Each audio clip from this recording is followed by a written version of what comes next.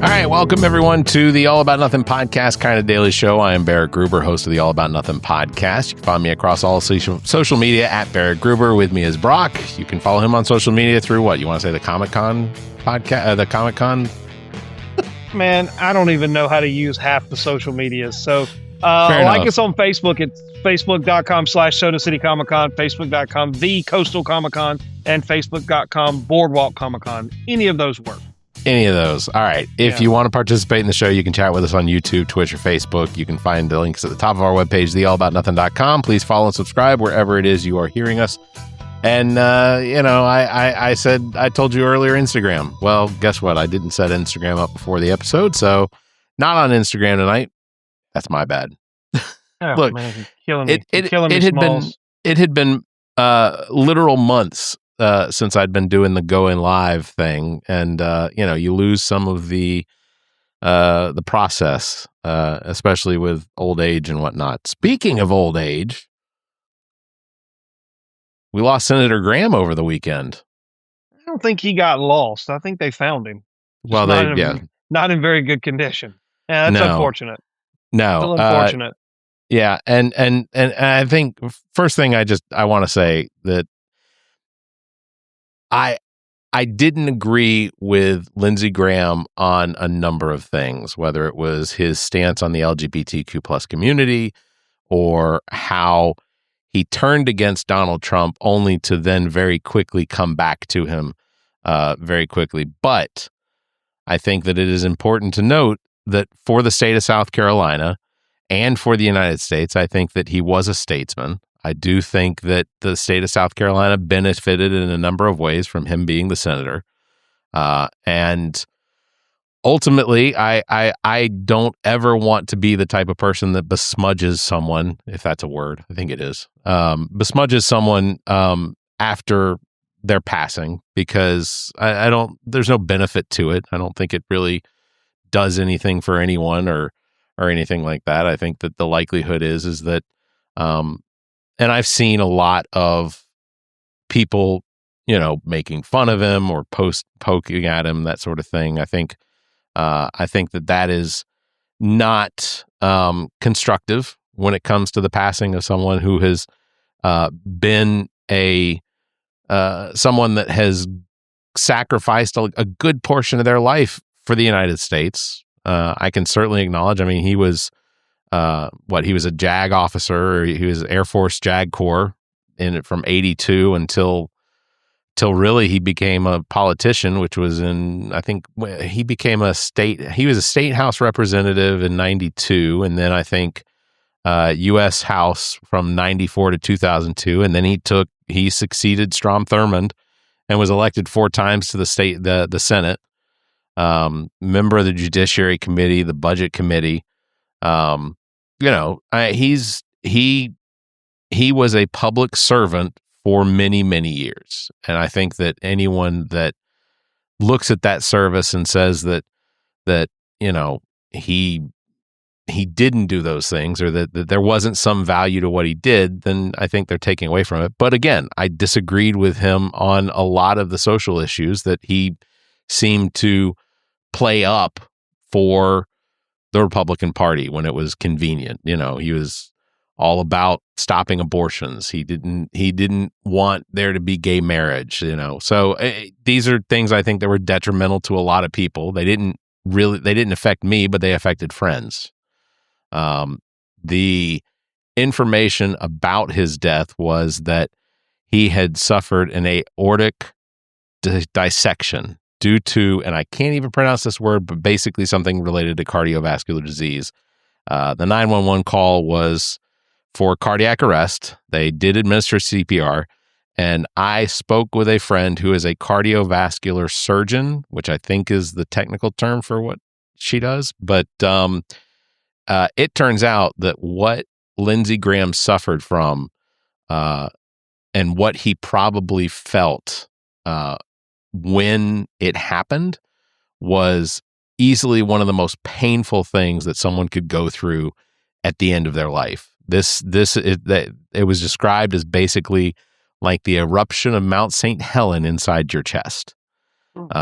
So it sounds awful, and ultimately, like or dislike him or whatever, I don't think anyone would want to wish something like that on anybody. So, the news then broke this evening that we are, I guess, Governor McMaster's has appointed Lindsay's sister to replace him. And there, I don't think there's anything wrong with Lindsay's sister. You know, we've had in the history of the United States, senators and representatives have passed away, and either their spouse or whomever did wind up stepping in or was appointed to step in against or for that position until the remainder of that term. So Graham's sister, she's helped raise, or she has assisted with disabled people getting jobs and schooling and things like that. I think she was on the National Council of State Agencies for the Blind. She's helped with South Carolina Workforce Development Board. She was a commissioner for the South Carolina Commission for the Blind. So she may not be a politician, but at least it sounds like she's done a lot of really good things. Or her life has obviously been at the service of disabled people. So I give her credit for that. I think I don't think there's anything wrong with Lindsey Graham's sister being the replacement. So the only thing I think that was wrong that I find an issue with it is that there were several names that were pitched as potential appointments to the position. One of them being our former governor, Nikki Haley. Another one being Pamela Evatt. And then another one being Nancy Mace. But when Donald Trump, I guess, came out of the shadows this morning, he said that he believed that Lindsay's sister should be the best appointment. And I'm out of those three, her being a fourth, I think I agree with Donald Trump on this one. I think that was an appropriate move. Well, it just begs the question, were there conversations had prior to him making that announcement? I don't know if it was on Truth Social or wherever, and the answer is more than likely yes. Yeah. So it wasn't. I don't think it was some sort of Hail Mary. Let's see if we can get Graham's sister kind of put through. I think he probably called up McMaster and said, "Hey, here's a good idea. What do you think about it?" McMaster's probably like, in true McMaster fashion, in my opinion, sure, whatever you want, sir. And so, yeah, I mean, you're picking someone who's not going to run for that seat. At least I don't suspect she will run for that seat. And so, it also gives the Republican, the party, and the candidate pool, they all start from a level playing field. Because let's just be real, if Trump had come out and said, "I think you should," let's just say he were to say, of the three you named, Yvette, Mace, and Haley, only one of the three is probably in his good graces right now, and that would be Yvette. And if he came out and said, "Yep, you should appoint Yvette," that's going to give her a head start because she could very well run for that seat. Mace very well may run for that seat. I do expect Nikki Haley to run for that seat. Ralph Norman could very well run for that seat. I mean, a couple of high-profile Republicans in the state that lost out in the governor's race could very well run for that seat. And there may be a dark horse somewhere that comes out of the woodwork and surprises everybody. But I'll at least give them credit for kind of putting in somebody who's neutral, and I don't see her running for that seat. I just don't. So, but for the first time, in a long time, we actually have an open Senate seat. So it'll be very interesting to see where Annie Andrews and her campaign goes from here, especially now that they don't really know who their opponent's going to be. And quite frankly, they really don't have a whole lot of time to prepare for whoever ultimately wins the nomination. So I think you just have to run what's good for South Carolina, the kind of the goose v. gander scenario, and hope that it holds up. And, Graham's performance in the primary wasn't overly, wow, didn't have that wow factor. I think he got 58% of the vote, which, he won outright. But usually he would cruise to 75, 78, 80% vote in the primary. Especially in the primary. So there were a few chinks in the armor. Does that help the next nominee? Because they're not Lindsey Graham, and let's just face it, the last since 2016 or so, he was somewhat of a polarizing figure.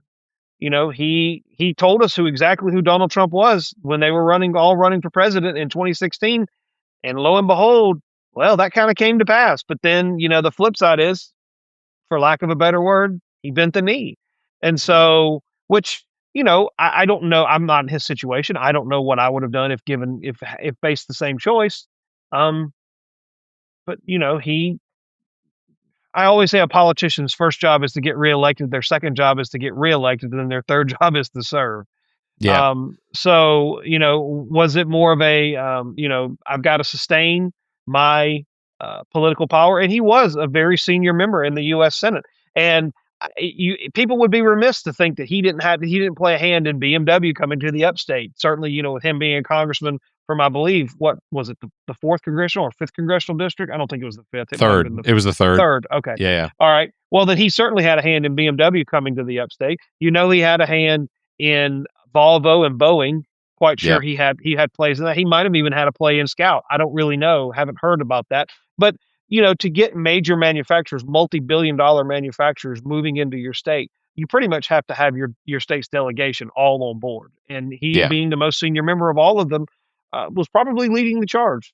So, I have a lot of respect for him in that regard. I don't agree with a lot of things he said and a lot of positions he's taken over the years. But, that's why we can agree to disagree on what makes this country great. Because I don't have to agree with what he thinks. And he wouldn't have to agree with what I think. Absolutely. Yeah. But I think some of the sentiments from people. I mean, Governor Masters, of course, called him that he said that he was replaceable. Well, we shall not see his likes again. I gotta say this about Governor McMaster's. I don't understand why he goes to like Victorian speech sometimes. I don't know if he's channeling or if he really is just that fucking old that he can't like speak to us normal. But Bush came out, said understood that Graham understood how the world works, and he was kind and a funny man, which I think was pretty good. Senate Majority Leader John Thune said that he was a strong advocate for the U.S., strong ally to freedom-loving countries. And ultimately, I think that one of the things that stands out, and again, don't necessarily agree with everything politically about Lindsey Graham, but one of the things he did sort of do was keep Donald Trump on track in keeping us on the right side of the conflict between Ukraine and Russia. As much as Donald Trump would love to just bend the knee to Putin and basically stop any funding or any helping out with Ukraine's battle and fight against Russia, I gotta acknowledge that Graham was probably one of the reasons that we hadn't given in and that we hadn't just let Putin make a run through, because ultimately Putin gets Ukraine, he's going for Poland. Like that's the next natural progression of that fight, is that Putin wants Poland. So in the end, I think that it's okay for people to still have their disagreements about how they felt, or not disagreements, but I think it's perfectly fine for people to feel the way they did about Lindsey Graham. I think that to use those opinions to attack, his lateness now is probably not quite as appropriate, but fuck, I'm not going to stand in the way of somebody's First Amendment rights. If they want to say something about him, then say it about him. I've seen plenty of videos. I still think one of the things that was funny was apparently Tim Scott's reaction to now being the senior citizen, or the senior senator from South Carolina. Citizen. I am the senior citizen. I'm probably about Tim Scott's age. I don't know how old he is.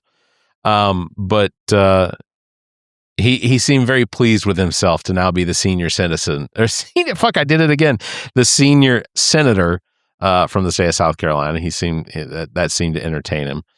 And as far as, what's going to happen with this election, I talk about this often, but I do run a precinct or whatever precinct they send me to for the elections. And this time around, I'll be as a IT rover. So I'll be one of the people that goes around and makes sure that all the equipment's working and taking calls to fix things when they aren't. But I was talking to the people that run the Lexington Election Commission, and they don't have a firm on what the expectation is for what will now be a new primary for the GOP, what the date is going to be. I know that the speculation is that based on state law 37190 or whatever, is that it'll have to be on August the 11th, which of course is Tuesday. And then if there's more than 4 people running, the likelihood is there's automatically going to be a runoff for it. So we're likely going to see two primary and a runoff for the replacement of Lindsey Graham on the ticket, which is causing havoc. I mean, like, it is the amount of running around and setting up that they're going to have to do, because for the most part, as far as the election commissions go, it was set. November's it. And then we don't have to worry about this for another year and a half, 2 years or whatever. And that's not the case, so they're gearing up to, every single county in the state of South Carolina is now having to gear up to open up precincts across the state again for a primary. And it costs the state a considerable amount of money to do these. So What would be really great is the Republican Party just coalesced around one person, and then there didn't have to be a runoff. Maybe just have one person on the ticket. And you're right. I think Haley is going to be likely a candidate. I think that Pamela Ebbett could stand up and decide that this is the office that she wants to run for. Ralph Norman, for sure. I think you have to throw in some of the names from the previous primaries as well. I think the likelihood is we're going to see anywhere between 5 and 9 candidates on the ballot for this Senate seat. Yeah. And as far as the outcome for Annie Andrews versus insert name here, Annie Andrews was already picking up a lot of steam. Like, she was within striking distance on the poly market before Graham passed. And ultimately, the effect so far has been, it has put her over the top. So it really is leaning in the direction of Annie Andrews, especially with the fact that no one has any idea there's no one in that list that I can look at and be like, that's a winner. Maybe Haley. She's the one, given her experience, that probably rises to the top. She has name recognition. She certainly has the resume to be a U.S. Senator. There's no question about that. The question is, has she pissed off Trump and the base enough that they won't come out and support her? And if she were to win, could he because Trump does stupid things, it seems like, for the sake of doing stupid things. And could he cut off his nose to spite his face and just say, you know what? I don't want her. I'll take the other person. Stay home. It's to hell with Nikki Haley. Don't vote for her. Don't give her any money. She stabbed me in the back. She's not MAGA or whatever however he wants to frame it. And because it almost feels like, and of course it would be awful if she did a complete about face, if she were to run and win. And that would just be like the ultimate slap in the face, because you've kind of stood up and you've shown us that you have a backbone, which is, why you were asked to leave, and, you haven't been welcomed back to the administration. It would be interesting to see that if she were elected in November, if she were to win the primary, and you're right, there more than likely will be a runoff. Statistically, it's almost impossible to not be one. And the amount of money that's going to be spent, oh man, woof. And how quickly it's going to be spent. Oh, it's going to be spent over the course of like a month. I have to believe that every commercial between August 9th and November 2nd is going to be nothing but that particular campaign. Like it's going to be that candidate just over and over and over on the local stations. That's all it's going to be. Not excited about that. Well, you just popped something into my head that I hadn't thought about, because we buy advertising during this time period for Oh yeah, Comic-Con. that's true. Now, social media, obviously, it doesn't impact that, and digital also, but we buy linear, and we could get bumped. Like, yeah, that could really screw some things up. I didn't think about that. Yeah. Oh well. Oh well. If it does, it does. We'll manage. I have to imagine that we're going to wind up having a funeral probably here in Columbia for Lindsey Graham. That he'll lie in state and take probably the state house. They'll take visitors. He was a graduate of USC. He got a law degree from the University of South Carolina. So, but he's a Greenville native. I would think that they would lay him to rest potentially. in Greenville. Yeah, but he could be buried. He could be buried at Fort Jackson, though. He could also be buried at Arlington. So it's entirely possible that but I have a feeling, just because his family is from the upstate, that they've been here for, I don't know, 200 years or so.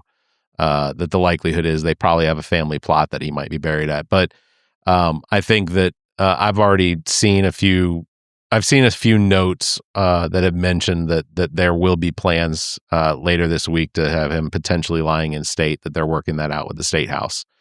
So that'll be an opportunity for people to come and pay their respects, or dress and drag. I'm not throwing out any ideas, but there were always, I will not shade over the fact that there were always rumors. Well, they're slowly coming out. Yeah. There were rumors about Lindsey Graham's sexuality, and that his hardline oppression of the LGBTQ plus community came from his denial of what his life was really going on. And one of the things that and it was just last year that there were people that were willing to tell their stories being aides to him. And my big question, and I think a lot of people are asking this question, is if he suffered this massive coronary event, who called 911? Someone had to, because as painful as the event that he experienced, I'm not entirely certain that he would have been of the ability to make that phone call. And what he does in his private life is none of my business, but his just egregious behavior towards people that he potentially had similar lifestyles with is one of the things I think that bothers me the most about his persona, and the fact that that just straight out bothers me that he lived that life. I mean, it's like Strom Thurmond. Strom Thurmond was a Dixiecrat who cheered segregation, who cheered on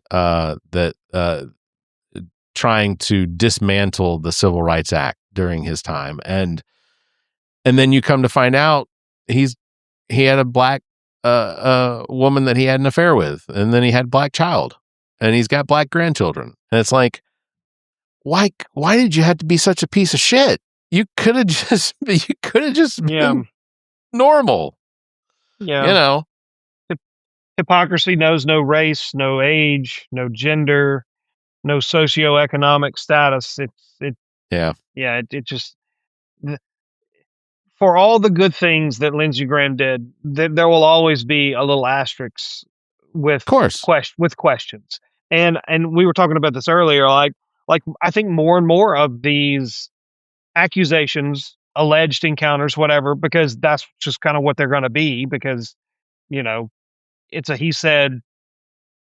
No, yes, to make the joke, he said, but the other he said is not around to respond, so you just don't know. So right, if rumors are that all these NDAs exist, and if those ever saw the light of day, well, that might actually change things, which would be very interesting. But that would be my question: does an NDA still apply between two parties if one of the parties is no longer I would assume it would be based on the language in the NDA. I would think not. I would think they would become null and void, but because the other party can't suffer any damage. It's all about damage, right? And threatening to inflict massive amounts of pain, financial, on the counterparty that has signed that agreement. And so if there's no one that you can damage, i.e. that the one party is deceased, then I would think that the other party would have the right to speak about it all they want. Can they produce any sort of documentation to back up their claim? No. But the absence of evidence isn't the evidence of absence. So right. But can they write a book? Can they write a book and sell it? Well, anybody can write a book. Yeah. Well, if ever there was a time to start writing your books and getting your book deals lined up, now's the time. Strike while the iron's hot.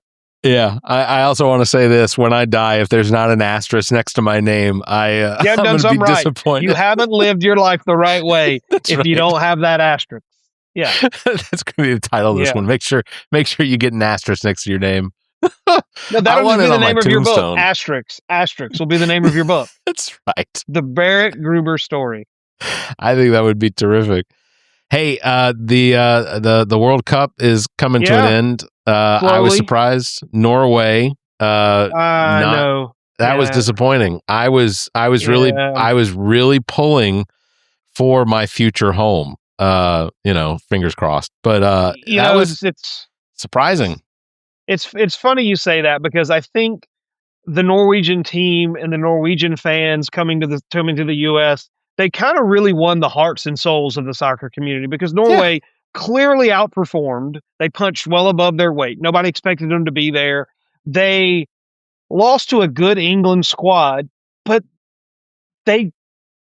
England wasn't unbeatable. Norway had every opportunity to win that game, and they just made a couple of boo-boos, and Jude Bellingham became, the poster child for breakout star in this year's World Cup. Looking forward to them taking on Argentina. Argentina. They're in Atlanta. I think it's on Thursday. Yeah, and France, Spain, going to be an incredible game. I think it's Wednesday. But yeah, I mean, I think I was listening to the commentary after the end of the Argentinian game, where who'd they beat? They beat somebody 3-0. It wasn't much of a game, but doesn't matter. They said the commentators were saying that this is the first time in any World Cup where the top 4 ranked teams all made it to the semifinals. So you've got 1 versus 4 and 2 versus 3. So, we've got a first here too. And so, the next 2 matches should be incredible. And Sunday wraps up in New York City at, MetLife in the Meadowlands. So, Sunday afternoon, we'll just, probably a third of the country and half the world will be tuned in to watch that match. Oh, absolutely. So, it's super exciting. It really is. It's very exciting. It's been a great tournament. Yeah. Argentina beat Switzerland. That was a pretty good game. Yeah. Switzerland. Yeah. The Swiss, it was 3-1. I take that back. They did score. The Swiss got a very questionable call when that guy got sent off with his second yellow and it turned into a red card. There's a lot of people questioning, should that have been risen to the level of a send-off? And I watched it a couple of times. My opinion was no. Again, soccer fan every 4 years, know enough to be dangerous, but not an expert by any stretch of the imagination. But it's kind of one of those, you're playing for the spot in the semifinals. You're tied up at 1 against arguably the best team in the country. I think it was 1-1 at the time. And you send a guy off and you just handicap them for the rest of the game. And a team like Argentina or Spain or France, they are going to punish you when that happens. You're going to have no offense. You might get a counterattack here and there, but you run into a problem that if you do counterattack and then you get, you win a corner kick or something like that, the minute it comes out, the other team's off to the races, and then you've got a 2-on-1 or a 3-on-2 scenario, and they're going to score. Yeah. So,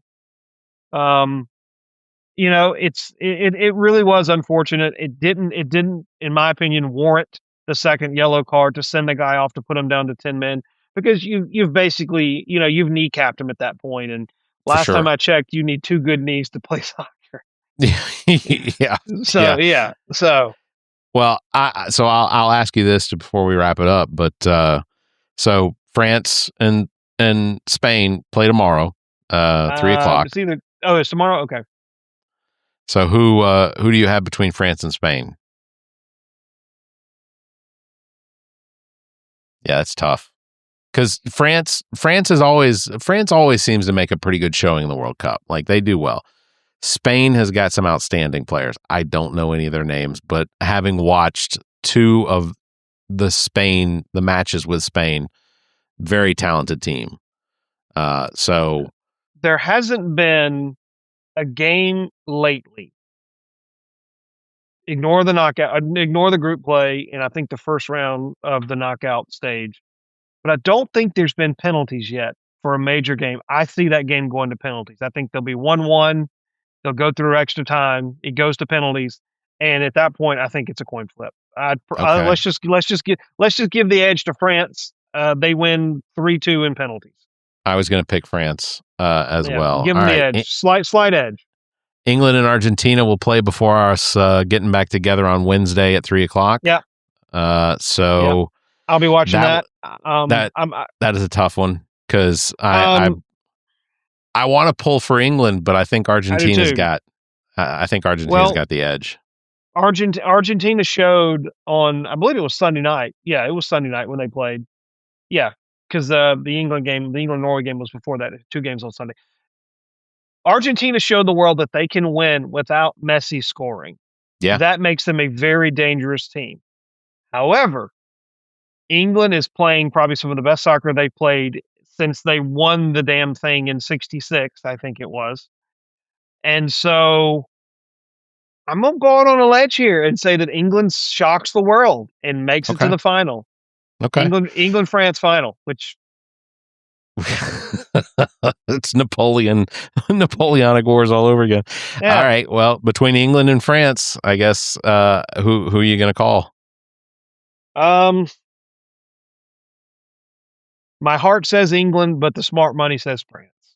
Well, because I picked Argentina and France, I'm gonna go with Argentina to win it out. So okay. Well, we'll see. That'll be my picks. All right. Well, tell you what. I'll take. You got Argentina to win the whole thing. I'll take France to win the whole thing. And if you're right, I'll buy the pizza at Black Dog. If I'm right, you buy the pizza. If we're wrong, we have to find somebody else to come and buy our dinner. John. We'll get John. John should absolutely. We'll get John. All right. Yeah. John shows up and buys dinner. Yeah, and shout out to Black Dog Pizza on Main Street in Columbia, South Carolina. Fantastic pizza. Yeah. Fantastic pizza. Yeah, I'll have to shoot him a text and tell him that we've got a bet going that if we both lose, he loses too. So he'll love that. Right. Are you kidding? Yeah, that pizza's great. It really is. We should just make John the loser all the time. That would be my preference. What's funny is I don't think he would object. I don't think he would either. But yeah, Black Dog Pizza, Main Street, just underneath Hendrix, on the Main Street level. It's excellent pizza, excellent really vibe good. too. They did such a good job building that place out. They did. And as well, I'll give them a shout out for No Name Deli over there in Columbia too. Their new location is fantastic. The parking, there's plenty of parking, which is great. And the 2 times now I've been in there since they reopened, the line is still unbelievably long. Yeah, very popular. I was actually going to say that the most annoying thing about No Name Deli is that it takes you 15 to 20 minutes to get there and stand in line and order your food. But I will say the nostalgia factor of going through No Name Deli like an old school cafeteria where you get the tray and it slides down on the 3 metal bars and they hand you the food over the thing. Like that's fantastic. I love that nostalgia.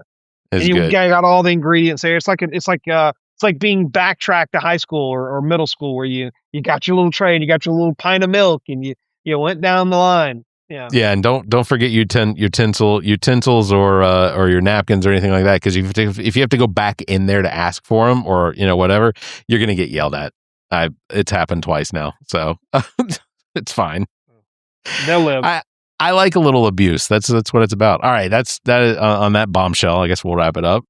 Brock, thanks for being here tonight. Appreciate it as always. Make sure to check out SodaCityComicCon.com for tickets and guest announcements. I guess we've got all the announcements right now, but there may be something looming. But pay attention to the website because there is ticket information. You can see where all the venues or the vendors are going to be located.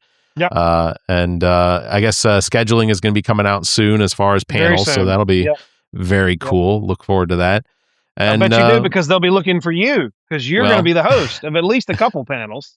I'm excited about that. I think that's going to be a lot of fun.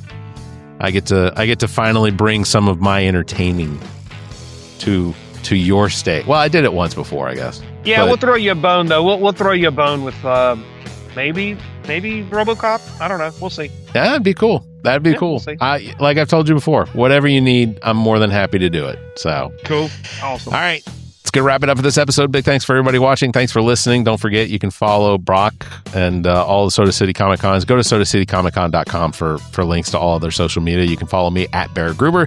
Thanks for liking and hitting that bell. And if you can, please give us a 5-star review and leave a comment. Until next time, you all stay safe, be kind, and keep your hands to yourself.